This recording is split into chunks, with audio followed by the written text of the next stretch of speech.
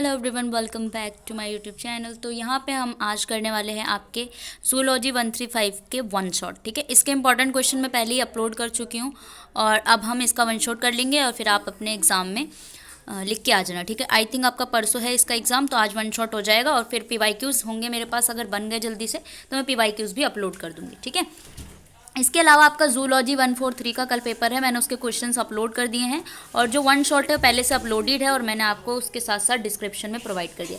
तो प्लेलिस्ट है जो लास्ट मिनट रिवीजन के, आप वहाँ जाके चेक कर सकते हैं। ठीक है, तो हम स्टार्ट करते हैं आज की वीडियो। तो यहाँ पे आपका ये जो है ब्लॉक यूनिट नंबर 1 वो है न्यूट्रिशन एंड डाइजेशन से रिलेटेड। ठीक है, यहाँ पे सबसे पहले आप देखोगे कि न्यूट्रिशन में कौन कौन चीज़ें हैं जो आपको एज ए न्यूट्रिएंट्स मिलती है। लाइक प्रोटीन हो गया, carbohydrate, lipids, vitamin, minerals and trace elements. Trace elements का मतलब स्मॉल अमाउंट्स में और ज़्यादा एनिमल्स एंड वाटर। ठीक है, इसके अलावा आपका फीडिंग मैकेनिज्म एनिमल्स में होता है कि एनिमल फीड कैसे करते हैं। ठीक है, डाइजेशन देखना है आपका, जो कि आपके दो टाइप का होता है डाइजेशन, एक होता है इंट्रा सेलुलर और एक होता है एक्स्ट्रा सेलुलर। फिर एलिमेंट्री केनाल, एलिमेंट्री केनाल से आप किस तरीके से आपका प्रोसेस ऑफ डाइजेशन होता है। डाइजेस्टिव एंजाइम्स कौन कौन से हैं। ठीक है, उसके बाद digestion, oral cavity, stomach, absorption and on, जो भी चीज़ें हम यहाँ पे वन शॉट में करने वाले हैं। ठीक है, आ जाओ। तो न्यूट्रिएंट्स, आपके न्यूट्रिशन का क्या मतलब है। न्यूट्रिशन जो होते हैं, जितने भी आपके एनिमल्स हैं वो हेटरोट्रॉप्स होते हैं, वो अपना फूड कहाँ से लेते हैं, एनवायरमेंट से लेते हैं। ठीक है, और कुछ ऐसे जो आपके प्लांट्स हैं वो क्या होते हैं, ऑटोट्रॉप्स होते हैं, वो अपना क्या करते हैं, खुद से खुद खाना बना लेते हैं। तो जो भी उनको चाहिए वो अपना आराम से बना लेते हैं। तो हमारे पास इतने सारे टाइप के न्यूट्रिशंस होते हैं जो न्यूट्रिएंट्स हमें क्या करती है, हमारी बॉडी के लिए एक प्रोटेक्टिव रोल प्ले करती है। ठीक है, हमसे इन्फेक्शन से लड़ने के लिए, हमारी लाइफ स्पैन को इंक्रीज करने के लिए जो है वो न्यूट्रिशन की ज़रूरत होती है। तो सबसे पहला है प्रोटीन। प्रोटीन आपका क्या होता है, आप सभी को पता है, प्रोटीन लेते हैं जिम वाले जा करके, है ना। प्रोटीन्स क्या है, एक बिल्डिंग फूड है जिसका यूज़ हम करते हैं raw material by animals, building for muscle, skin, blood, bones of their body, पूरी बनाने के लिए होता है। प्रोटीन्स होते हैं 20% ऑफ टोटल बॉडी वेट्स में से आपको चाहिए ताकि आपके जितने भी टिश्यू हैं उनकी रिपेयरिंग हो सके और आपका लाइफ स्पैन बढ़ सके सर्वाइवल के लिए। ठीक है, जितने भी प्रोटीन्स हैं, कार्बन होता है उसके अंदर, हाइड्रोजन, ऑक्सीजन, नाइट्रोजन, सारी चीज़ें, smaller quantity of sulphur and phosphorus भी उनके अंदर प्रेजेंट होते हैं। तो इस प्रोटीन्स क्या है आपके, किससे बने होते हैं, अमीनो एसिड से बने होते हैं, यानी बहुत सारे अमीनो एसिड्स मिलकर के आपका प्रोटीन बनाता है। तो अमीनो एसिड एक मोनोमर है। ठीक है, एक मोनोमर है, यानी कि स्मॉल अमाउंट में जो होता है ना, ये बहुत सारे अमीनो एसिड मिलकर के एक बड़ा सा एक प्रोटीन बना रहा है। प्रोटीन आपका क्या है, पॉलीमर है। ठीक है, तो ये आपकी प्रोटीन्स होते हैं। जनरली आपके अमीनो एसिड्स की अगर हम बात करें तो अमीनो, जितने भी आपके ऑल प्रोटीन्स है वो 20 डिफरेंट अमीनो एसिड से मिलकर के बने होते हैं। ठीक है, हमें यहाँ पे देखना है, एक होता है आपका नॉन अजेंशियल अमीनो एसिड्स, एक होता है essential amino acid. Non essential amino acids ऐसे अमीनो एसिड होते हैं जो आपकी बॉडी में फॉर्म होते हैं। अजेंशियल अमीनो एसिड्स ऐसे होते हैं जो हमें डाइट से लाना पड़ता है, हमारी बॉडी में वो फॉर्म नहीं करते हैं। ठीक है, तो यहाँ पे आपको कुछ, अगर मैं बात करूँ essential amino acids and non essential amino acids. ठीक है, तो यहाँ पे आप याद कर लेना, जो आपके अजेंशियल है, lysine, tryptophan, phenylalanine, leucine, isoleucine, threonine, methionine, valine, arginine, histidine, ये सारे आपके क्या है, अजेंशियल। बाकी जितने बच्चे कुछ हैं वो आपके नॉन अजेंशियल अमीनो एसिड्स होते हैं। ठीक है, तो अजेंशियल and non essential amino acid. उसके बाद देखो कार्बोहाइड्रेट्स। कार्बोहाइड्रेट्स के बारे में तो आप लोग जानते हो। ठीक है, कार्बोहाइड्रेट्स आपका एक ऑर्गेनिक मॉलिक्यूल है जिसके अंदर क्या है, कार्बन है, हाइड्रोजन एंड ऑक्सीजन है। रेशियो क्या है, 1:2:1 का रेशियो है। ठीक है, कई सारे एनिमल्स हैं उनके पास हेक्सो शुगर्स होती हैं। हेक्सो शुगर कौन सी, ग्लूकोज, फ्रक्टोज, मैनोज, गैलेक्टोज। ठीक है, जो कि क्या करती है, इंटरचेंजेबल होती है। ठीक है, सोर्स ऑफ एनर्जी के लिए। तो कहीं ना कहीं आपका कार्बोहाइड्रेट एनर्जी प्रोडक्शन में भी हेल्प करता है। टाइप्स ऑफ, अगर हम कार्बोहाइड्रेट्स की बात करें तो 3 टाइप के होता है, पहले पढ़ चुके हैं। मोनोसेक्राइड्स, शुगर्स ही होती हैं बेसिकली, जो कि सिंपल शुगर है। एग्जाम्पल के लिए ग्लूकोज, फ्रक्टोज है जो कि एनर्जी सोर्स के लिए होती है। ठीक है, डाइसेक्राइड्स हैं, शुक्रोज, माल्टोज, लैक्टोज, यानी 2 यूनिट ऑफ मोनोसेक्राइड से मिलकर बने हैं, तो वो डाइसेक्राइड्स हो गए। एनर्जी सोर्स के लिए ये भी है। पॉलीसेक्राइड्स यानी बहुत सारे मोनोसेक्राइड्स को मिला करके हम पॉलीसेक्राइड्स बना सकते हैं, मतलब कि मोर देन 10 यूनिट्स इसके अंदर प्रेजेंट होते हैं। राइट, तो इसका एग्जांपल आपका ग्लाइकोजन आपका एक स्टोरेज होता है ग्लूकोज का। ठीक है, अब हम बात करते हैं लिपिड्स जो होते हैं लाइक कार्बोहाइड्रेट्स हैं। ठीक है, लिपिड के अंदर भी कार्बन, हाइड्रोजन, ऑक्सीजन होती है, लेकिन कार्बन टू हाइड्रोजन रेशियो इसमें 1:2 होता है लिपिड्स के कंपेयर में। ठीक है, अब यहाँ पे जो होता है आपके पास लिपिड के अंदर क्या क्या चीज़ें होती हैं, इंपॉर्टेंट क्लासेज है आपके लिपिड्स जो कि एग्जिस्ट करता है। एक होता है fatty acids, glycerides, steroids, phospholipids and glycolipids, ये सारे लिपिड्स हैं। लिपिड्स में आपका बेसिकली फैट्स आता है। ठीक है, फैट होता है इसका मतलब। तो ये आपके एक होता है हमें पढ़ना है फैटी एसिड्स जो होते हैं, 3 फैटी एसिड्स होते हैं जो कि आपकी बॉडी नहीं बना पाती, ठीक है, उसको हम क्या बोलते हैं, एसेंशियल फैटी एसिड्स, जैसे आपका प्रोटीन था, ठीक है। तो linoleic, linolenic and arachidonic acid आपकी बॉडी नहीं बना पाती, ठीक है, तो ये हो गए एसेंशियल फैटी एसिड। विटामिन की अगर हम बात करें तो एसेंशियल विटामिन ऐसे होते हैं जो आपकी बॉडी नहीं बना पाती, वही चीज़ है, ठीक है। ब्रॉडली क्लासीफाई किया गया है हमने इसको सॉल्युबल, वाटर सॉल्युबल और फैट सॉल्युबल में, ठीक है। तो यहाँ पे आप देख लेना आपके पास लिपिड सॉल्युबल विटामिन, यानी कि अगर लिपिड सॉल्युबल की बात कर रहे हैं ना तो वो फैट सॉल्युबल की बात कर रहा है।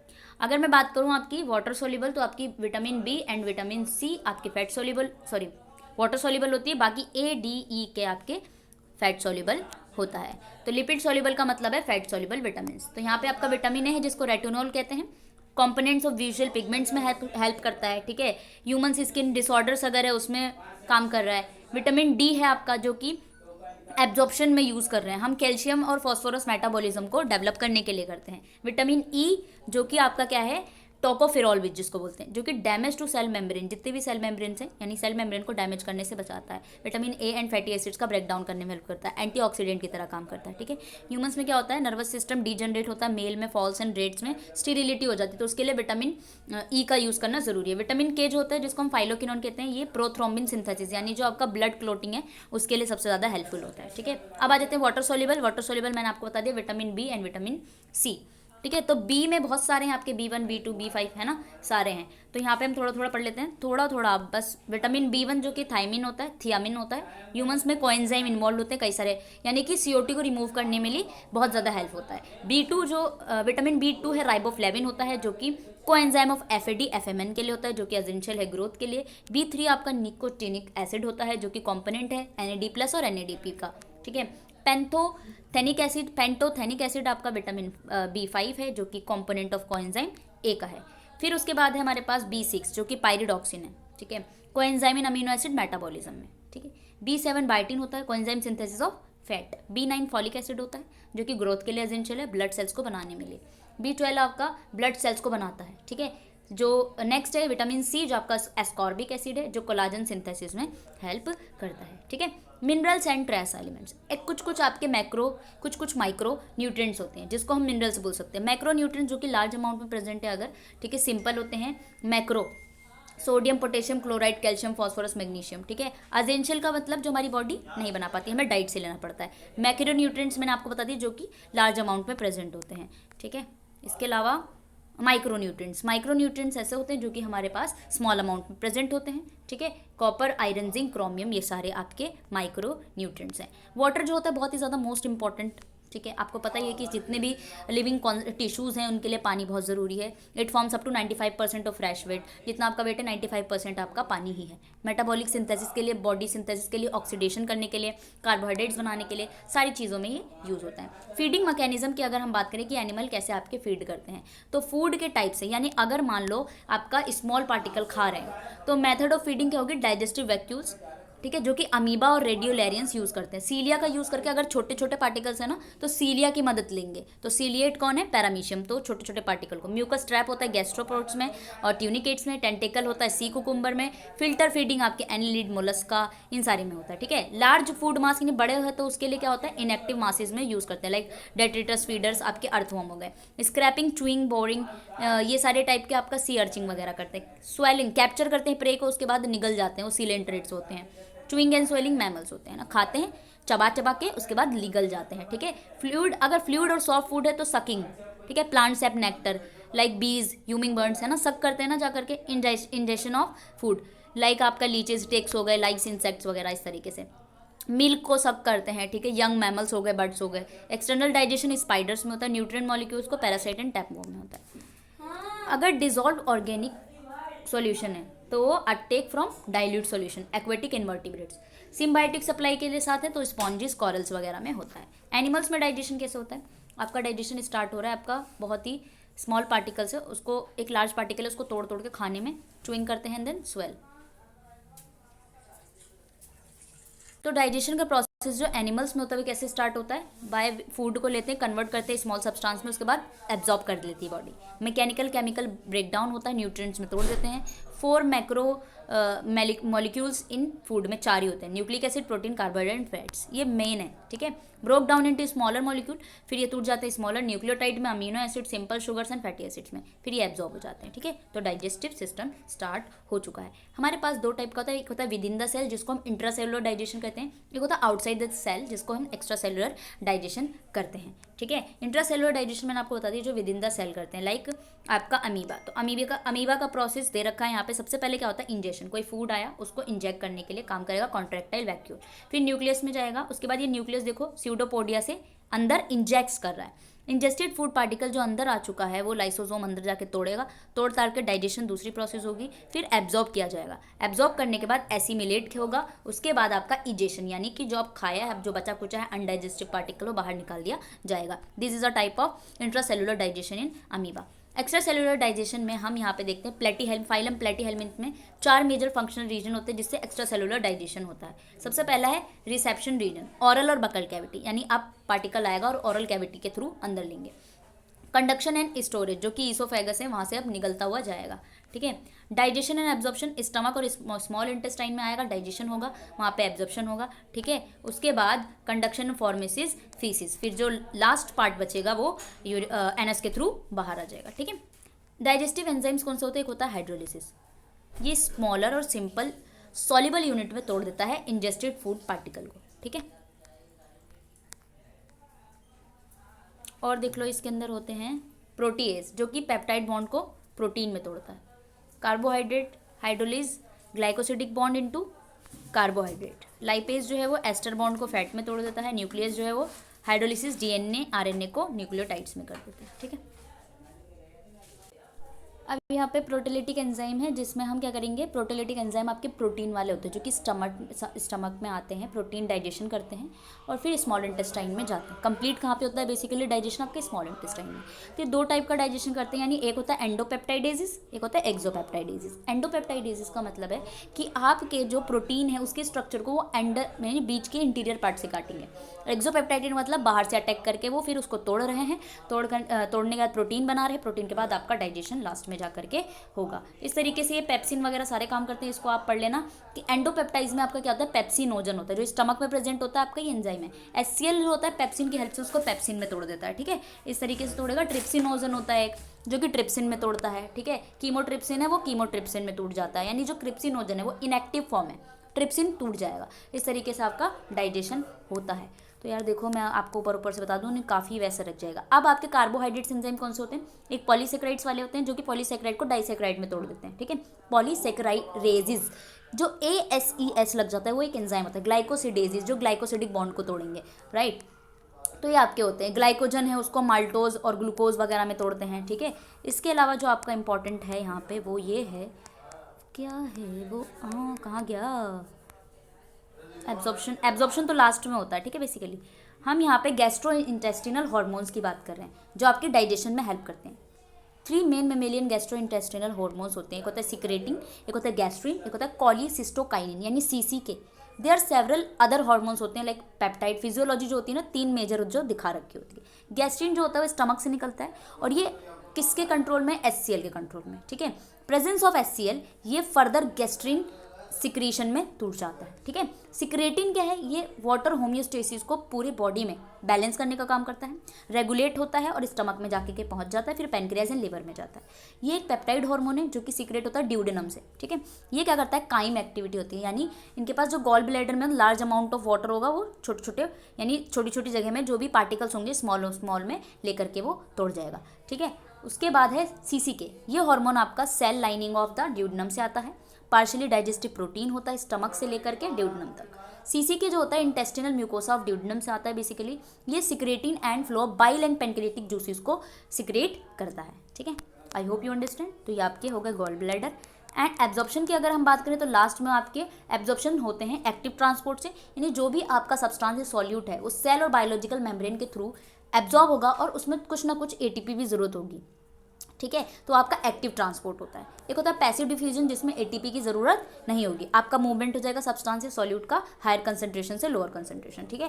फैसिलिटेटेड में क्या होता है, यहाँ पे भी आपकी कोई भी ना ही हमारी कैरियर प्रोटीन्स की जरूरत पड़ती है, ना ही यहाँ पे आपका ATP की जरूरत पड़ेगी। को ट्रांसपोर्ट या फिर सेकेंडरी एक्टिव ट्रांसपोर्ट जो होता है वो हम क्यों करते हैं, एक मॉलिक्यूल को हायर टू लोअर कंसेंट्रेशन, ठीक है, यानी हाई से ऊपर से नीचे की तरफ लाना हो तो हमें ये करना होता है अनदर मोल ऑफ एरम लोअर टू ये, ठीक है, इस तरीके से आपका होता है। एंडोसाइटोसिस का मतलब होता है ये आपका एक ट्रांसपोर्टेशन प्रोसेस होता है जिसमें सेल मेम्ब्रेन जो होता है मटेरियल को इनगल्फ करती है, एनर्जी चाहिए और in the form of ATP के थ्रू इस तरीके से एब्जॉर्प्शन हो जाता है एंड ट्रांसपोर्ट भी हो जाता है, ठीक है। ओके, नेक्स्ट पे चलते हैं, एब्जॉर्प्शन ऑफ लिपिड। लिपिड का एब्जॉर्प्शन कैसे होता है, लिपिड जो होता है आपके, ठीक है, फैट है, मिसेल बनाते हैं, मिसेल के बाद मोनोग्लिसराइड बनता है, मोनोग्लिसराइड को जब हम दोबारा से वाटर सोल्यूबल मॉलिक्यूल्स में लाते हैं प्रोटीन कोट लगा के उसके ऊपर, ठीक है, ट्राइग्लिसराइड है, हमने उसको मोनोग्लिसराइड में तोड़ दिया, उसके बाद उसके ऊपर एक कोट लगा देते हैं प्रोटीन की, तो वो काइलोमाइक्रोन बन जाता है। ये जो काइलोमाइक्रोन है यही आपका ट्रांसपोर्ट होता है और फिर जाके ल्यूमन ऑफ इंटेस्टाइन में जाके वहाँ पे एब्जॉर्प्शन हो जाता है, ठीक है। डाइजेशन इन मैमल की अगर हम बात करें तो ओरल कैविटी से शुरू होती है।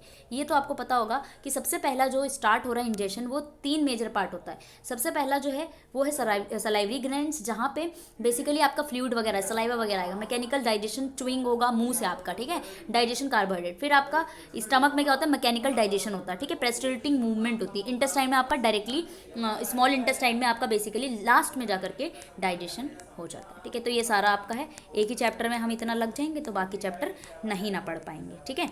चलिए, काफ़ी बड़ा चैप्टर था ये आपका। नेक्स्ट पे चलते हैं, टर्मिनल क्वेश्चन के इंट्रासेलुलर एक्स्ट्रासेलुलर डाइजेशन क्या होता है ये आप देख लेना, ठीक है। नेक्स्ट पे चलते हैं, अब हमें रेस्पिरेशन करना है। Respiration is very important. एक होता है एक्सटर्नल रेस्पिरेशन जिसमें क्या होता है, absorption of oxygen and removal of CO2 from the body as a whole, body से अगर निकल रहा है। इंटरनल रेस्पिरेशन में क्या होता है, ऑक्सीजन को आप यूटिलाइज करते हो बॉडी के अंदर और CO2 रिलीज करते हो by gaseous exchange between the cell, ठीक है, तो उसको हम बोलते हैं इंटरनल। रेस्पिरेटरी गैसेज आपका 8 है। पार्शियल प्रेशर क्या होता है, पार्शियल प्रेशर क्या होता है, टोटल प्रेशर जो होता है ना एक सिस्टम में, उसमें मान लो उसमें से हमें एक इंडिविजुअल गैस का प्रेशर चाहिए तो वो पार्शियल प्रेशर होगा। पी टोटल में क्या, पी गैस 1 पी गैस 2, यानी गैस 1 का होगा उसको पार्शियल प्रेशर ऑफ 1 बोलेंगे, पी गैस 2 तो उसका पार्शियल प्रेशर ऑफ गैस 2 बोलेंगे, ठीक है। इस तरीके से होता है जिसको हम Dalton law of partial pressure से बेसिकली दिखाते हैं, ठीक है। तो पी टोटल हम इस तरीके से लिख लेते हैं। Okay, now we have to diffusion of gases. Diffusion एक ऐसा मूवमेंट होता है सब्सटेंस का एक एरिया से हाई कंसेंट्रेशन से लोअर कंसेंट्रेशन में। यहाँ पे लिक्विड एंड गैस के बीच में पार्टिकल्स मूव करते हैं रैंडमली एक प्लेस से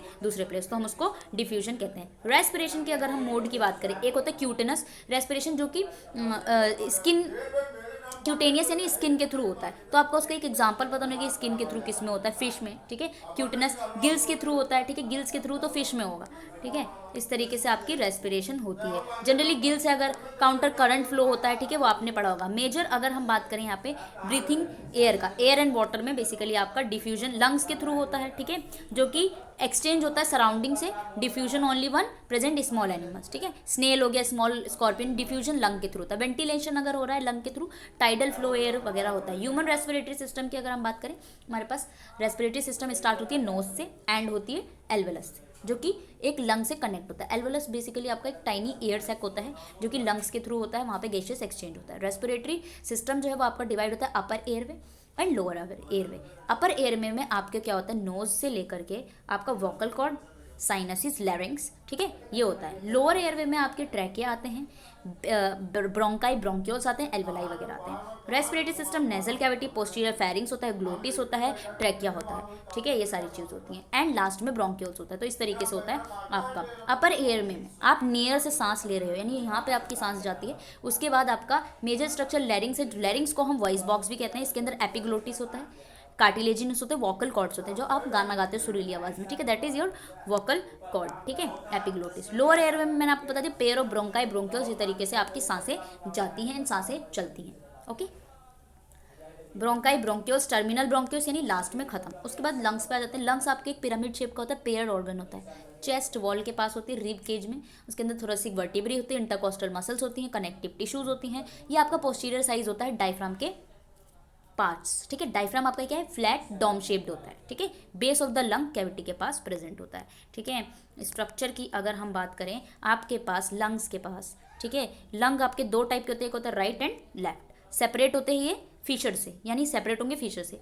3 लोब्स होते हैं, superior, middle, inferior. Left lung में आपके 2 लोब होंगे जो कि सुपीरियर एंड इन्फीरियर लोब होते हैं। कार्डियल नॉच होता है जो कि सरफेस ऑफ लेफ्ट लंग में प्रेजेंट होता है, ठीक है, जहाँ पे हार्ट का स्पेस आ रहा होता है। ये आपका राइट और लेफ्ट लंग है, ठीक है। लंग जो होता है एक मेम्ब्रेन से कवर्ड होता है, ठीक है, कवर्ड होता है एक मेम्ब्रेन से जिसका नाम है visceral pleura and enclose by another membrane जिसका नाम है पैराइटल प्लूरा, ठीक है।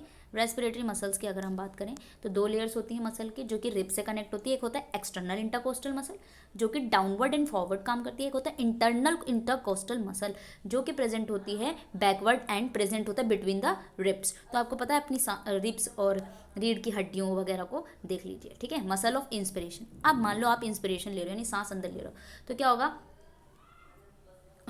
इंस्पिरेशन एक्सपिरेशन का वैल्यू है relax, normal expiration is passive process, यानी ले रहे हो तो आपका वॉल्यूम बढ़ जाता है, ठीक है। परमुलारी, अगर हम वेंटिलेशन की बात करें, मैमल्स का लंग जो होता है नेगेटिव प्रेशर वेंटिलेशन से काम करता है, उसको पल्मोनारी बोलते हैं। इनहेलेशन का क्या मतलब होता है, यानी कि आप सांस ले रहे हो, तो जब आप सांस ले रहे हो तो डायफ्राम जो होता है एक्सटर्नल इंटरकोस्टल मसल से सपोर्ट होता है। नॉर्मल कंडीशन में आपका डायफ्राम जो होता है वो इनहेलेशन में स्टार्ट हो रहा है, तो जब आप इनहेलेशन करते हो डायफ्राम कॉन्ट्रैक्ट हो जाता है, इंटरकोस्टल मसल भी आपकी कॉन्ट्रैक्ट होती है, स्टर्नम एंड रिब्स भी एलिवेट हो जाते हैं, ठीक है।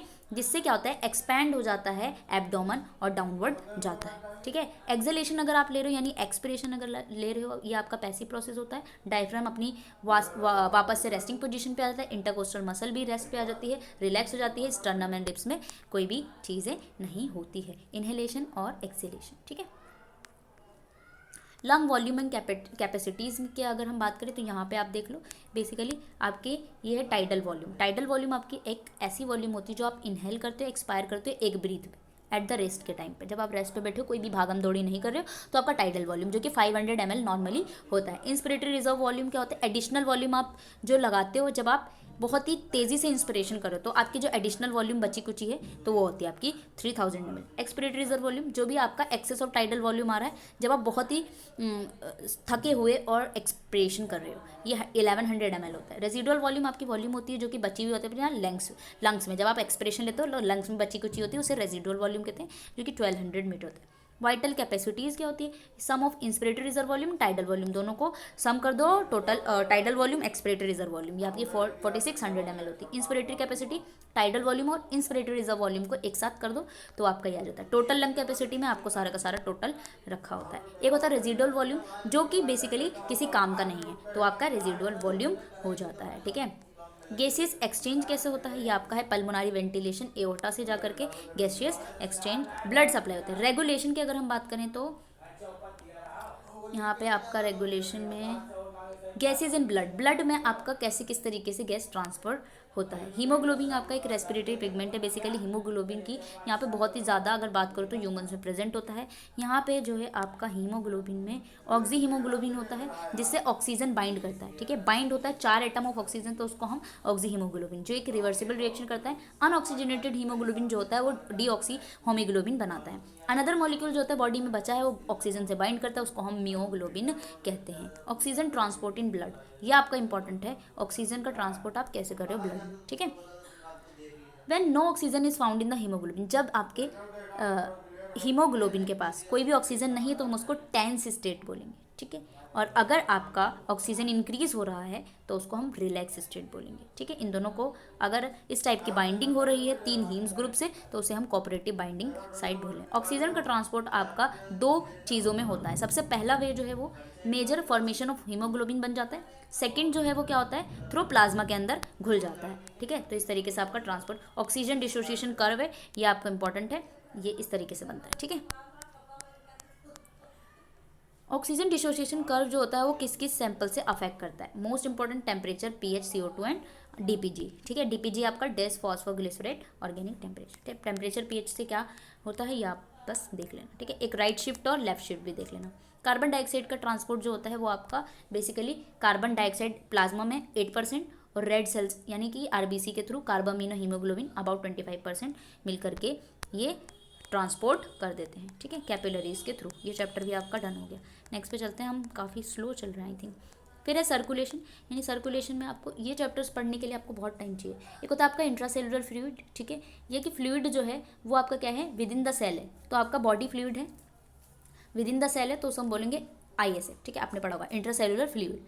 अगर बॉडी के आउटसाइड आपका है फ्लूइड तो उसे बोले एक्स्ट्रा सेलुलर, ठीक है, extra cellular fluid. Okay, now blood क्या होता है बेसिकली आपको पता है कि ब्लड आपका क्या है यार, हीमोलिम्फ हम जिसे बोलते हैं, इनवर्टिब्रेट्स में होता है। बेसिकली आपका ब्लड में बहुत सारी चीज़ होती हैं, WBC, RBC, प्लेटलेट्स, सारी चीज़ होती हैं। ब्लड प्लाज्मा में आपके मेंशन है प्लाज्मा के अंदर, प्लाज्मा जो होता है आइसोलेट होता है सेलुलर कंपोनेंट्स में, ठीक है। ब्लड सेंट्रीफ्यूज करने में भी होते हैं। प्लाज्मा प्रोटीन होते हैं। एक होता है आपका सीरम जो कि 1 नंबर में आ जाता है। अगर होल ब्लड क्लोट हो रही है और फ्लूइड जो है वो सेपरेट हो रहा है तो उसको हम क्या बोल रहे हैं, क्लोटिंग से अलग अलग हो जाए तो सीरम होता है। प्लाज्मा प्रोटीन में आपके आते हैं मेन कंपोनेंट, और ब्लड प्लाज्मा में आपके होते हैं पानी जो कि 90% है, मिनरल्स होते हैं जो कि 1 से कम है, प्लाज्मा प्रोटीन, एल्ब्यूमिन, ग्लोब्यूलिन्स, और आपका फिब्रिनोजन, ग्लूकोज, यूरिया, ये सारी चीज़ें आपकी ब्लड प्लाज्मा में प्रेजेंट होती है। अगर हमें बात करूँ सेलुलर कंपोनेंट की तो आपका होता है एक RBC जिसे एरिथ्रोसाइट कहते हैं, एक होता है WBC जिसे ल्यूकोसाइट कहते हैं, एक होता है थ्रोम्बोसाइट्स जिसे हम प्लेटलेट्स कहते हैं। RBC को हम एरिथ्रोसाइट कहते हैं, और ये आपकी बॉडी में 4.8 मिलियन समथिंग प्रेजेंट होता है, ठीक है। RBC जो होता है ऑक्सीजन कैरिंग कैपेसिटी को बढ़ाता है। उसके बाद हम देखेंगे WBC को हम ल्यूकोसाइट कहते हैं। WBC आपका ये इतना होता है ब्लड में, ठीक है, काउंट जो होता है 4000 to 11,000 पर mm³। ये आपके 2 टाइप के होते हैं, एक होता है एक ग्रेनुलोसाइट, एक होता है ग्रेनुलोसाइट, ठीक है। एक ग्रेनुलोसाइट आपके नॉन ग्रेन्यूल यानी ग्रेन्यूल्स प्रेजेंट नहीं होते हैं। उसके अंदर कौन कौन से आते हैं आपके लिम्फोसाइट्स। लिम्फोसाइट्स आपके 2 टाइप के होते हैं, B and T लिम्फोसाइट्स, ठीक है। ये आपके बोन मैरो वगैरह में प्रेजेंट होता है। मोनोसाइट्स होता है लार्जेस्ट, ल्यूकोसाइट होता है ह्यूमन ब्लड में प्रेजेंट है। ग्रेनुलोसाइट्स में यानी कि उनके पास ग्रेन्यूल्स हैं। इसके अंदर आते हैं न्यूट्रोफिल, इजोनोफिल, बेसोफिल्स, ठीक है। न्यूट्रोफिल्स ये आपका ये टेबल एक बार ही देख लेना, ठीक है। न्यूट्रोफिल किस तरीके से होते हैं, मल्टीलोब होते हैं। प्लेटलेट्स तो आपका बेसिकली वही है जो प्लेटलेट स्टेम सेल वगैरह है यहाँ पे। लिम्फ है जो आपका क्या है, एक फ्लूइड टिश्यू है, 94% पानी है, 6% सॉलिड है। Differ from blood only lymphocytes and white blood cell इनके अंदर प्रेजेंट होते हैं, रेड ब्लड सेल्स नहीं होते हैं, इसीलिए वाइट कलर के होते हैं, राइट। होम्योस्टैटिक मैकेनिज्म का मतलब है 3 टाइप होता है। एक होता है प्राइमरी होम्योस्टेसिस यानी कि लोकल वैसोकॉन्स्ट्रिक्टर यानी प्लेटलेट प्लग फॉर्मेशन। सेकेंडरी में क्या होता है, कोआगुलेशन होता है, ठीक है, जिसमें मोर स्टेबल ब्लड क्लोट हो जाता है। कोआगुलेशन का मतलब होता है ब्लड क्लोट करना। सेकेंडरी होम्योस्टेसिस में क्या होता है कि आपका फॉर्मेशन होता है मोर स्टेबल ब्लड क्लोटिंग का, ठीक है। यहाँ पे आप लोग देख लेना क्या चीज़ है, एक्सट्रिंसिक और इंट्रिंसिक पाथवे भी। Circulatory system in animal,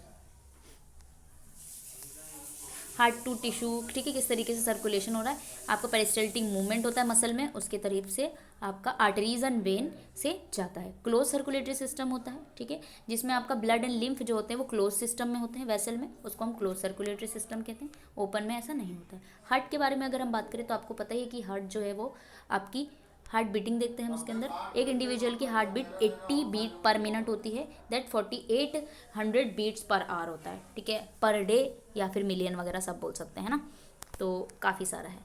heart का स्ट्रक्चर कुछ इस तरीके से आपको दिख रहा है, ये आपका लंग का और डायफ्राम का दे रखा है, यानी कि आपका हार्ट किधर है। एक इंटरनल स्ट्रक्चर ऑफ हार्ट का वैसे स्ट्रक्चर आप लोग देख लेना। इसके अंदर होता है एओर्टा, इधर होता है लेफ्ट आर्ट्रियम लेफ्ट वेंट्रिकल, इधर होता है राइट आर्ट्रियम राइट वेंट्रिकल। इसके अंदर होते हैं ट्राइकस्पिड वेल्व, और जो left right atrium right ventricle के अंदर होती है देखो, एक याद करना रैट, एक याद करना लैब से left artery left ventricle, bicuspid valve, right artery right ventricle, tricuspid valve, ठीक है, ये 2 वेल्व याद कर लेना। ब्लड फ्लो कैसा होता है आपका, बेसिकली आपका ऑक्सीजन हीमोग्लोबिन से बाइंड करता है टिश्यू में, और फिर कार्बन डाइऑक्साइड रिलीज हो जाता है टिश्यू से और डीऑक्सीजनेटेड बन जाता है, फिर वो दोबारा से हार्ट को पहुंच जाता है, उसको सिस्टमेटिक सर्कुलेशन कहते हैं, ठीक है। तो पल्मोनारी और ये सारा ऑक्सीजनेटेड ब्लड कैसा आ रहा है, डीऑक्सीजनेटेड, वो आपने पहले पढ़ रखा होगा।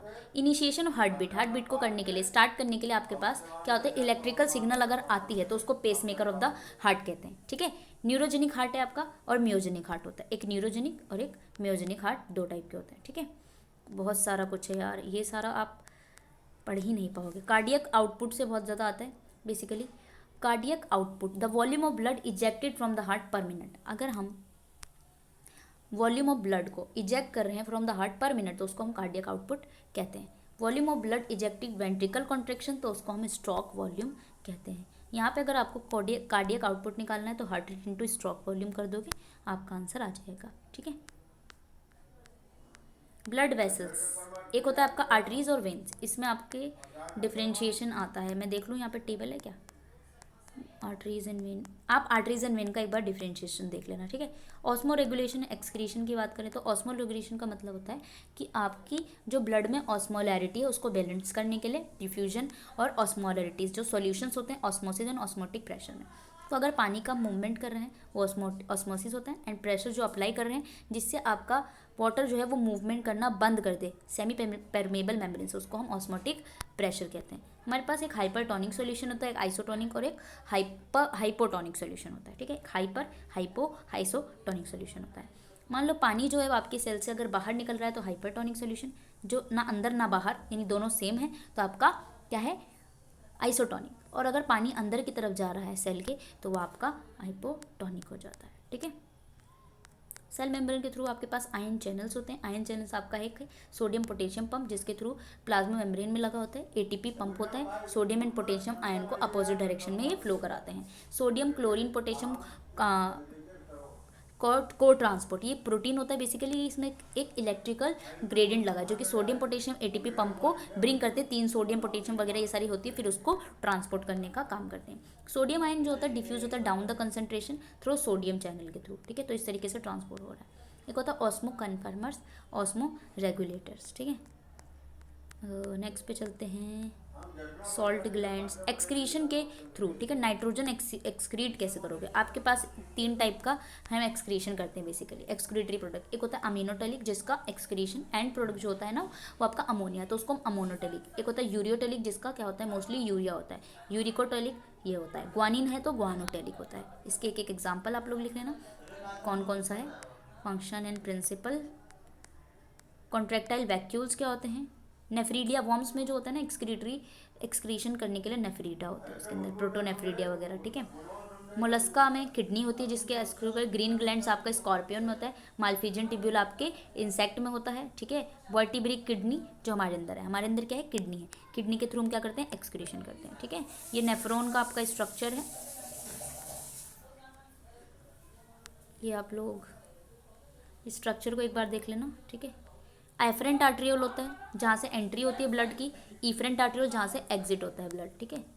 प्रोसेस ऑफ यूरिन फॉर्मेशन के लिए क्या होता है, सबसे पहले क्या होता है आपका ब्लड प्लाज्मा में अल्ट्रा फिल्ट्रेट बॉमन कैप्सूल होता है। बॉमन कैप्सूल में क्या होता है अल्ट्रा फिल्ट्रेट इकट्ठा होता है, फिर ट्यूबुलर रीअब्जॉर्प्शन होता है, 99% वाटर होता है, और उसके बाद अदर जो होते हैं सॉल्ट जो होते हैं अनफिल्ट्रेट हो जाते हैं और वेस्ट प्रोडक्ट के थ्रू निकल जाते हैं। तो हमारी बॉडी के अंदर यूरिया होता है, ठीक है, तभी यूरिन पास करते हो आप। ट्यूबुलर सिक्रेशन होता है, उसके बाद एक्टिव ट्रांसपोर्ट हो जाता है एंड देन छन्नी निकल।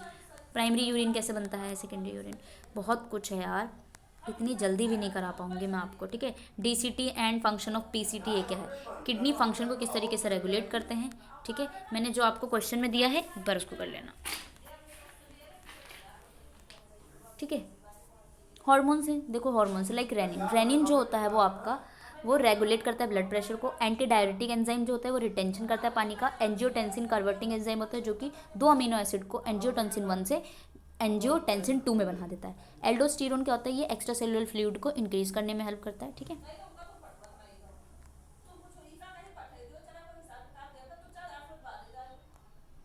यूनिट 5 में आते हैं मूवमेंट्स।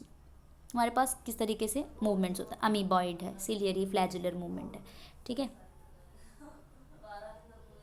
मसल्स की अगर हम बात करें हमारे पास 3 टाइप की मसल होती है, एक होता है स्केलेटल मसल, एक होता है कार्डियक मसल, एक होता है स्मूथ मसल। स्केलेटल मसल जो आपकी बोन्स वगैरह में होती है, कार्डियक मसल जो आपकी हार्ट में होती है, स्मूथ मसल जो बहुत ज़्यादा स्मूथ होती है, ठीक है, फ्यूजिफॉर्म। तो इसका एक टेबल होगा यहाँ पे, आई थिंक नहीं है। स्केलेटल मसल, ठीक है, बहुत कुछ है यार,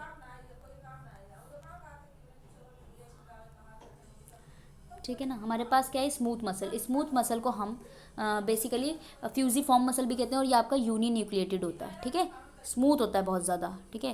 बेसिकली आपके मसल सेल्स में पाए जाते हैं स्मूथ मसल, ठीक है। ये आपके इनवॉलेंट्री हैं, इनवॉलेंट्री का मतलब ही हमारी बात नहीं मानते, ठीक है। ऐसे ही आपका कार्डियक मसल है, कार्डियक मसल क्या होता है आपका इनवॉलेंट्री होता है, यानी दिल हमारी नहीं सुनता है, दिल मेरी ना सुने दिल की मैं ना सुनूं, राइट। तो इसीलिए वो भी इनवॉलेंट्री, बस आपका स्केलेटल मसल वॉलेंट्री है, हम जहाँ चाहेंगे हमारी बोन्स वहाँ जाएंगी, राइट। एक होता है आपका एंटायर मसल इज इनक्लोज और डेंस लेयर कोलाजन जिसे हम एपीमाइसिन कहते हैं। यानी अगर मसल है हमारे पास, स्केलेटल मसल के पास कनेक्टिव टिश्यू होते हैं, ब्लड वेसल्स नर्व्स वगैरह होते हैं, पूरी मसल एक आपकी लेयर में कोलाजन लेयर में होती है उसको हम एपीमाइसिन कहते हैं। उसके बाद अनदर लेयर होती है उसको हम पेरीमाइसिन कहते हैं। फिर उन दोनों मसल फाइबर को जोड़ने के लिए एक फेसिकल होता है, ठीक है। तो यहाँ पे हम देख लेते हैं, यह आपका पूरा स्ट्रक्चर है, एंडोमाइसिन, मियोमाइसिन, ठीक है। उसके बाद हमारे पास होता है सार्कोप्लाज्मिक रेटिकुलम। ये आपके होते हैं जैसे कि हमारे पास एंडोप्लाज्मिक रेटिकुलम है, इसी तरह इनके पास सार्कोप्लाज्मिक रेटिकुलम होता है। टर्मिनल सिस्टर्ने भी होता है, combination of pair terminal cisternae, T tubules हम जिसे बोलते हैं, जो कि ट्रायड में आपके प्रेजेंट होते हैं मसल्स में, ठीक है। जिसमें मसल प्रेजेंट है उसको हम सार्कोप्लाज्मिक रेटिकुलम कहते हैं। मसल में हमारे पास दो टाइप के बैंड होते हैं, एक होता है ए बैंड जो कि लाइट बैंड है, और एक होता है I band, sorry A band जो कि डार्क बैंड है, और वो होता है आपका आई बैंड जो कि लाइट बैंड है, ठीक है। और अगर रिपीटेड यूनिट, मसल का एक यूनिट, जैसे हमारे सेल जो है वो यूनिट है ना, बेसिक यूनिट, इसीलिए मसल्स का भी होता है जिसको हम सार्कोमियर कहते हैं। ओके, ये आपका I band, A band, Z band, ठीक है, ये सारे होते हैं। आई बैंड आपका ये है बीच में जोन ऑफ, ये दोनों दो जेड बैंड के बीच में आपका सार्कोमियर होता है। ये जो आपकी मोटी लाइन है उसको एम लाइन कहते हैं, ये आपका एच बैंड है, इधर आपकी जेड लाइन और आई बैंड होती है, ठीक है, थिक फिलामेंट होती है। Okay, molecular basis of muscle movement. अब मसल किस तरीके से मूवमेंट करती है, ये आपका एक म्योसिन सिंगल मॉलिक्यूल, ठीक है, लाइट चेन के साथ आ रही है, यहाँ पे एटीपी बाइंडिंग साइड होती है, दोनों मूवमेंट करते क्रॉस ब्रिज बना लेते हैं, थिक फिलामेंट आपस में इस तरीके से अरेंज होते हैं कि आपका फॉर्मेशन होता है, और फिर मसल कॉन्ट्रैक्ट कर जाती है, उसके बाद रिलैक्स कर जाती है। तो मसल कहीं ना कहीं रिलैक्स और स्लाइडिंग फिलामेंट मैकेनिज्म में आपके distance between two consecutive Z line के बीच में दो जेड लाइन के बीच का जो डिस्टेंस है उसको हम सार्कोमीन कहते हैं, ठीक है। ये पूरा का पूरा है आपका, यार कैसे ही पढ़ाऊँ मैं, बहुत कुछ है इसको पढ़ाने के लिए। न्यूरल कंट्रोल जो है नर्वस सिस्टम के कंट्रोल में होता है, जिसका न्यूरोमस्कुलर जंक्शन होते हैं, एक साइनेप्स होता है, यानी junction between axon and muscle fibre के बीच में होता है, जिससे कम्युनिकेशन करता है, वो आपका साइनेप्स है, ठीक है। एसिटाइल कोलिन आपका एक फैक्टर होता है। इसके अलावा हमारे पास ये है एक मोटर न्यूरॉन, किस तरीके से इम्पल्स जनरेट होता है, ठीक है। कैल्शियम किस तरीके से रेगुलेट करता है, तो एक क्रॉस ब्रिज साइकिल होती है, ये आपकी क्रॉस ब्रिज साइकिल है जो कि थिन फिलामेंट से स्टार्ट हो रही है, ठीक है। कैल्शियम इसके ऊपर जुड़ा होता है, ये एक्टिन जो कि मोटी फिलामेंट है, इन दोनों के बीच में क्रॉस ब्रिज बनता है, ठीक है। फिर इनऑर्गेनिक फॉस्फेट एटीपी होता है, यहाँ पे एटीपी आके लग जाता है, उसके बाद दोबारा ब्रेक हो जाता है, ठीक है। तो इस तरीके से क्रॉस ब्रिज होता है जिससे मसल का कॉन्ट्रैक्शन होता है, ठीक है। मसल कॉन्ट्रैक्शन एक बार ही देख लेना, पायरुवेट एंड कितना है यार। अमीबॉइड मूवमेंट क्या होता है, जो कि अमीबा के थ्रू होता है, यानी मूवमेंट जो होता है बेसिकली वो अमीबा कर रहा है, स्यूडोपोडिया के थ्रू, ठीक है। यानी आमला एक स्ट्रक्चर होता है, ये मूवमेंट करता है, इस मूवमेंट के थ्रू ही क्या करता है, खाने को खा लेता है, that is and amoeboid movement. Cilia and flagella, इनके पास सीलिया लगे होते हैं जो कि लोकोमेट्री ऑर्गन होते हैं, ठीक है, बहुत ही ज़्यादा एक साथ प्रेजेंट होता है, बेसिकली सिंगली फ्लैजिलम प्रेजेंट है, और अगर एक साथ बहुत सारे तो फ्लैजिला बोलते हैं। इस तरीके से मूवमेंट करते हैं, तो उसको हम डाइजेशन करने के लिए तो हम उसको सिलियरी या फिर फ्लैजिलर मूवमेंट कहते हैं, ठीक है। मूवमेंट ऑफ सीलिया कैसे होता है, बी टिब्यूल के साथ एंड ऑल, बहुत कुछ है ना। और जो क्वेश्चन मैंने दिए हैं वो आप करके ही जाना, ठीक है। नेक्स्ट आपका कम्युनिकेशन, जो कि नर्व सेल है। नर्व सेल में आपको पढ़ना चाहिए साइनेप्टिक ट्रांसमिशन कैसे हो रहा है। नर्व सेल बेसिकली क्या है, जो आपके ब्रेन में प्रेजेंट होते हैं वो आपके नर्व सेल होते हैं। साइनेप्टिक फिजियोलॉजिकल केमिकल फैक्टर्स को चेंज लाने में हेल्प करते हैं। मान लो आप जाके आग में कूद गए तो जल रहे हो आप, ठीक है, बहुत जल रहे हो, तो आपके क्या हो गए, साइनेप्स उसके थ्रू आपके ऊपर क्या कर रहा है, स्टिमुलस प्रोवाइड कर रहा है, राइट। कुछ ग्लियल सेल्स होते हैं, लाइक आपका श्वान सेल, ये आपका एक्सोन से सराउंडेड होता है। पेरिफेरल नर्व फाइबर्स होते हैं, मेलिन शीथ से। ओलिगोडेंड्रोसाइट्स है, ये भी मेलिन शीथ से बने। एस्ट्रोसाइट्स है, एपेंडाइमा है, ये सारे आपके ग्लियल सेल्स होते हैं, ठीक है। न्यूरॉन का स्ट्रक्चर में सबसे पहले ऊपर की जो न्यूरॉन्स होती है, सेल ऑफ द बॉडी, उसको हम क्या बोलते हैं, पेरिकार्डियन। डेंड्राइट्स उसके ऊपर जो ऐसे आपको टेंटिकल्स जो उसकी बॉडी के नीचे होता है उसको हम एक्सोन बोलते हैं, ठीक है। माइलिन एक्सोन अभी हम देख लेते हैं, देखो ये पूरा बॉडी है आपका, ठीक है। एक्सोन ये जो लगा हुआ है ये आपके डेंड्राइट्स है, ये वाली बॉडी जो इसकी एक्सोन है, ये पूरी बॉडी है पेरिकार्डियन। न्यूरल इम्पल्स से माइलिन शीथ इसके बीच में लगी होती है, इन दोनों के बीच में होता है रोड्स ऑफ ड्रेनवियर, ठीक है, ड्रेनवियर। ट्रांसपोर्ट होता है न्यूरोफिलामेंट से माइक्रोटिब्यूल, श्वान सेल्स होते हैं, नोड्स ऑफ रेनवियर्स मैंने आपको बता दिया, एंड नॉब्स होती हैं जो आपके ये नॉब्स हैं, ठीक है, ये नॉब्स, इसको साइनेप्टिक नॉब्स कहते हैं, ठीक है, एंड, ठीक है, ये एंड होती है, ओके। नर्व इम्पल्स कैसे जनरेट होता है, एक होता है इलेक्ट्रिकल मेम्ब्रेन, जिसमें इलेक्ट्रिसिटी आयन चैनल्स होते हैं, उसमें आता है, ठीक है। तो वो नर्व इम्पल्स इस तरीके से जनरेट होता है। मेम्ब्रेन पोटेंशियल और इलेक्ट्रोकेमिकल ग्रेडियंट के थ्रू हम यहाँ पे मेम्ब्रेन पोटेंशियल के थ्रू भी नर्व इम्पल्स को जनरेट करते हैं। एक्शन पोटेंशियल लाते हैं, जिसमें आपका सबसे पहला इवेंट होता है डीपोलराइजेशन। डीपोलराइजेशन का मतलब जब आपका मेम्ब्रेन पोलराइज्ड है और वहाँ पे वोल्टेज लगा रहे हैं। रीपोलराइजेशन का मतलब आपका दोबारा से उसी सेम फेज में आ गए, तो रीपोलराइजेशन होता है। बेसिकली आप यहाँ पे रिस्पॉन्स देखते हो, ठीक है। तो रिस्पॉन्स जो है वो आप लोग एक बारी साइनेप्टिक ट्रांसमिशन में देख लेना, जिसमें आपके दो मान लो स्केलेटल मसल के थ्रू है, ठीक है, तो उसमें न्यूरोट्रांसमीटर प्रेजेंट होते हैं और लास्ट में जो आपका साइनेप्टिक नोब्स प्रेजेंट होते हैं, ठीक है। साइनेप्टिक क्लैप है, आपके दो न्यूरॉन्स उनके बीच के गैप को साइनेप्टिक क्लैप कहते हैं। एक न्यूरॉन के स्टार्टिंग है उसको प्री साइनेप्टिक न्यूरॉन बोलेंगे, जो लास्ट वाला है उसको पोस्ट साइनेप्टिक न्यूरॉन बोलेंगे। ये इस तरीके से आपका जनरेशन होता है, ठीक है। ये आपका बीच का गैप है ना, ये दूसरा है, और ये आपका ये, तो ये वाला प्री साइनेप्टिक, ये पोस्ट साइनेप्टिक, ठीक है। ये बीच में हो गया आपका साइनेप्टिक क्लैप।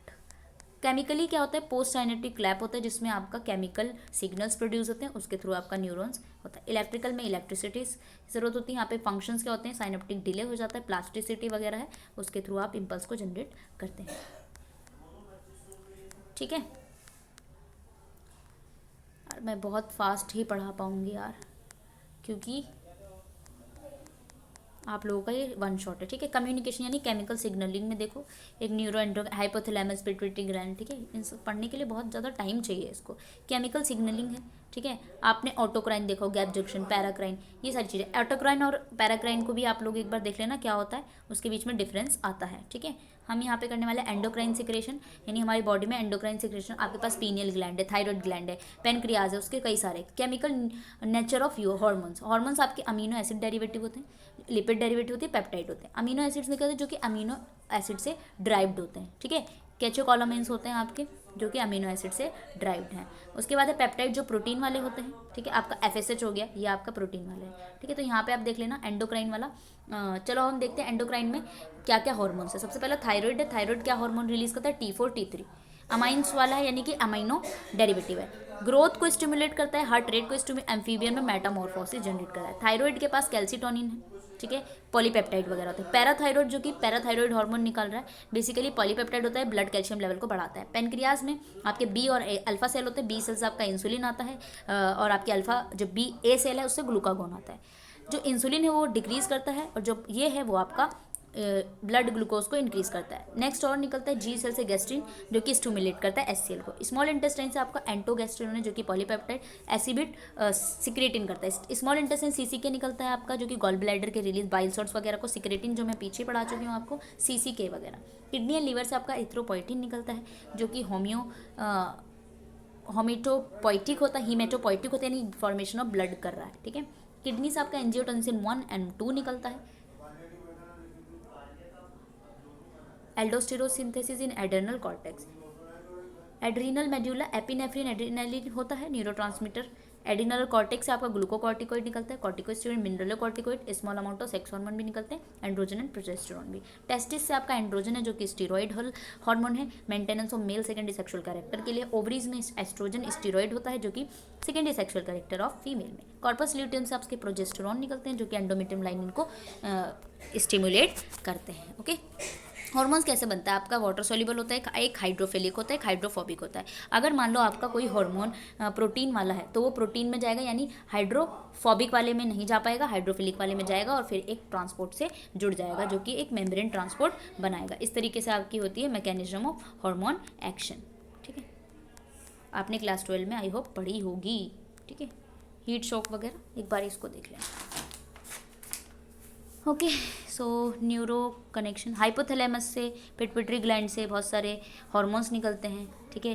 पिट्यूटरी ग्लैंड में आपका मेंटेनेंस होता है, यहाँ पे आप देख सकते हो सारे हार्मोन, जो कि हार्मोन एंटीरियर पिट्यूटरी से निकलते हैं, और पोस्टीरियर पिट्यूटरी। एक होता है ग्रोथ हार्मोन, जो कि प्रोलैक्टिन होता है, एमएसएच होता है, एसीटीएच होता है, adrenocorticotropic hormone, thyroid, follicle luteinizing hormone, और इसका एक एक फंक्शन। उसके बाद जो कि इनिबिट करते हैं, कॉर्टिको रिलीजिंग हार्मोन वगैरह, ठीक है।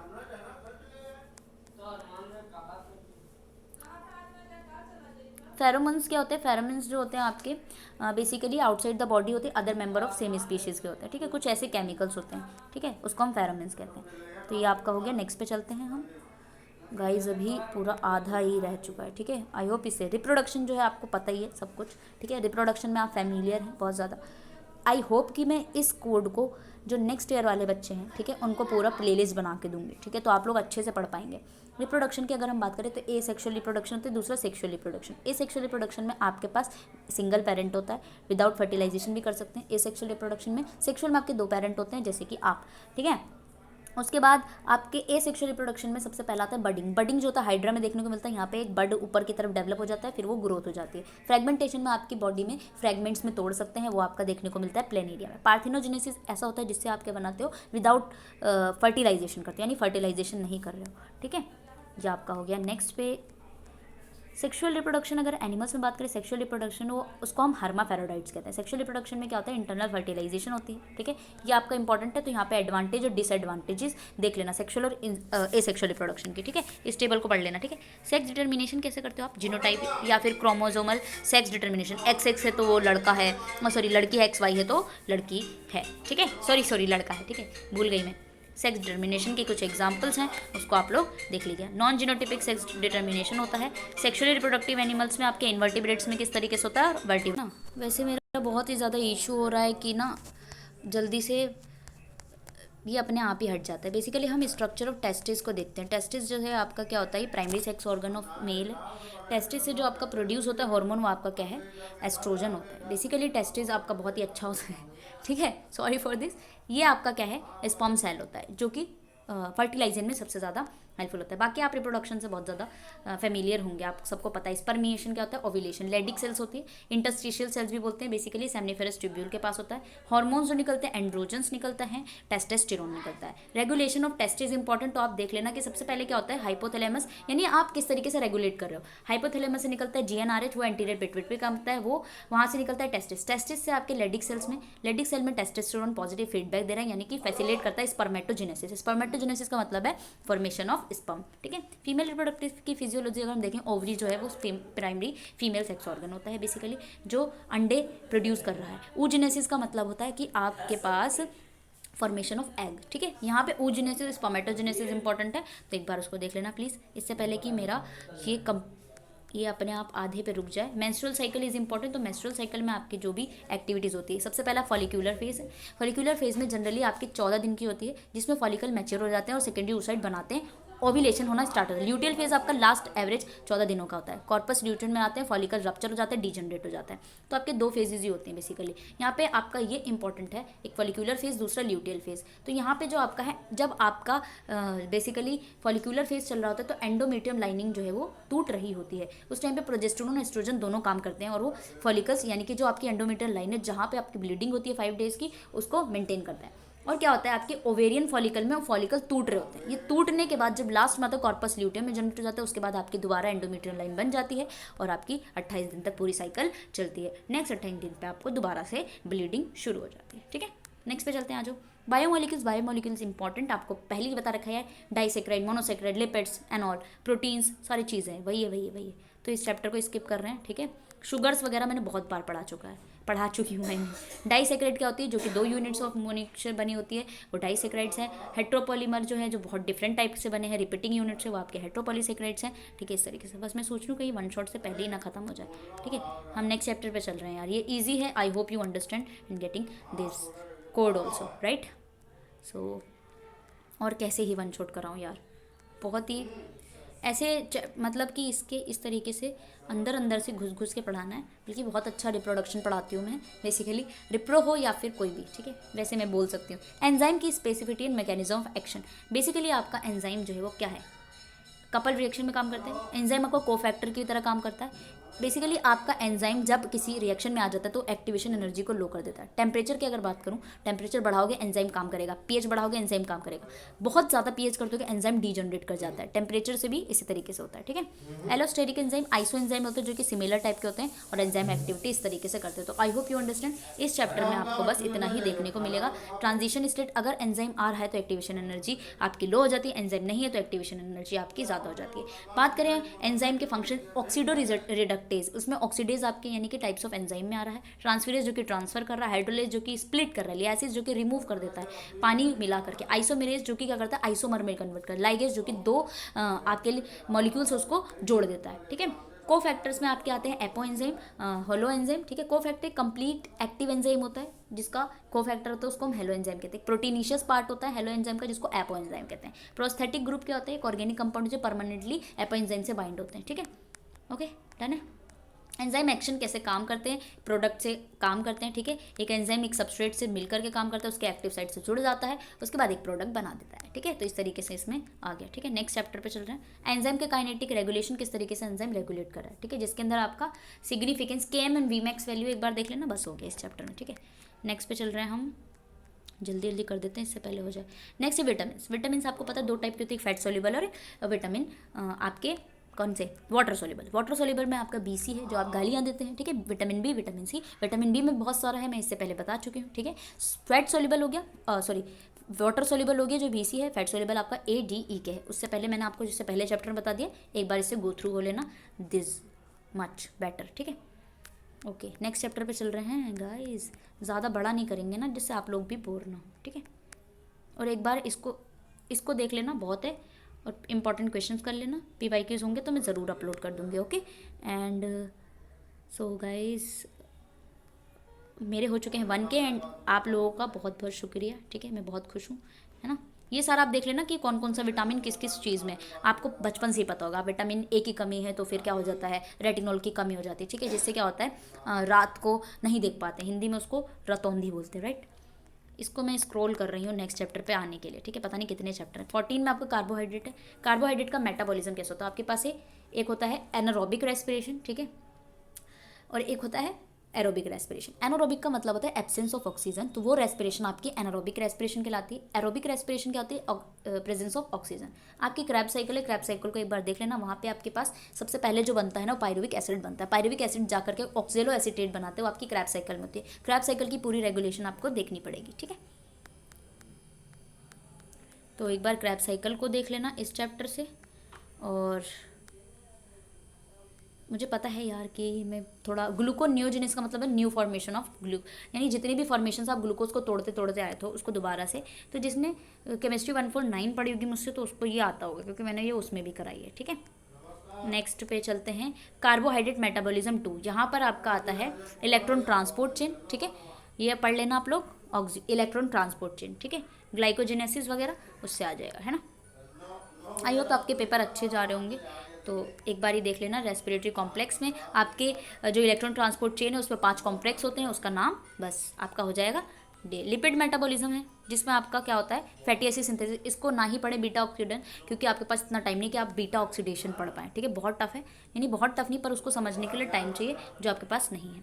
ठीक है, उसके बाद यूरिया साइकिल की अगर मैं बात करूँ आपके नेक्स्ट चैप्टर में, I think let me discuss about urea cycle. ठीक है, प्रोटीन में आपका यूरिया साइकिल है। यूरिया साइकिल की ट्रिक मैंने बना रखी है, तो आप जाके उसको देख लेना, बस ये आपका यूरिया साइकिल हो जाएगा। आपको डीएमिनेशन, ठीक है, अमीनेशन यानी अमीनो ग्रुप का जोड़ देना, उसको अमीनेशन, डीएमिनेशन यानी रिमूवल। तो एक बार आप डीएमिनेशन, अमीनेशन वगैरह देख लेना, बस ये आपका लास्ट चैप्टर में है। ठीक है, आई होप यू अंडरस्टैंड। ठीक है, व्हाट इज ट्रांसएमिनेशन? ट्रांसएमिनेशन क्या होता है मैं बता देती हूँ आपको। ट्रांसएमिनेशन है transfer of amino acid one group to other. ठीक है, ग्लूटामेट डिहाइड्रोजिनेज भी होता है आपका, कैसे कैटेलाइज करता है। और आपका यूरिया साइकिल है, यूरिया साइकिल की मैंने ट्रिक बता रखी है, उसको जाके आप लोग देख लीजिए। ठीक है, बस बहुत है, आपका ये हो चुका है। मैंने बहुत ही ज़्यादा वन शॉट कराया है, इसीलिए क्योंकि आपके पास टाइम नहीं है। जो चैप्टर मैंने स्किप करा दिया, बेटा ऑक्सीडेशन पढ़ने लगोगे तो आपको समझ ही नहीं आएगा। तो ऐसे टॉपिक पढ़ो जो बहुत ज़्यादा फ्रिक्वेंटली आस्क है, जो मैंने इंपॉर्टेंट क्वेश्चन में दिया है, बाकी मैंने आपको ऊपर ऊपर से करा दिया है। ठीक है, बाकी मिलते हैं नेक्स्ट में। और आपको क्या करना है, नेक्स्ट जो वीडियो आएगी वो आप मुझे बता देना कि कौन सा चाहिए आपको। ये आपका बेसिकली यूरिया साइकिल है। ठीक है, जिसको हम क्रैब हैंसलेट साइकिल भी कहते हैं। यूरिया साइकिल के बारे में अगर मैं बताऊँ तो क्या होता है, हमारी बॉडी में अमीनो एसिड होता है जो कि वो एक्सक्रीट नहीं कर पाएंगे, तो अमीनो एसिड को हम यूरिया में चेंज करते हैं। ठीक है, वो यूरिया में जो चेंज करने की साइकिल है ना, किस तरीके से चेंज कर रहे हो आप, वो यूरिया साइकिल होती है। फिर यूरिया जो है वो हम एक्सक्रीट आउट करते हैं। ठीक है, हमारी बॉडी में ऐसे एक्सक्रीट अमीनो एसिड नहीं हो पाता है। ठीक है, बहुत ज़्यादा टॉक्सिक बन जाएगा। ठीक है, जलन होने लग जाएगी आपको, है ना, इस वजह से। तो अब हम इसके अलावा जो नेक्स्ट कोड करने वाले हैं वो मुझे बता देना कौन सा करना है आपको। ठीक है, फिर मैं उसके भी क्वेश्चन ले आऊँगी आपका, आई थिंक सो। तो हम मिलते हैं नेक्स्ट में, जब तक के लिए bye bye and take care.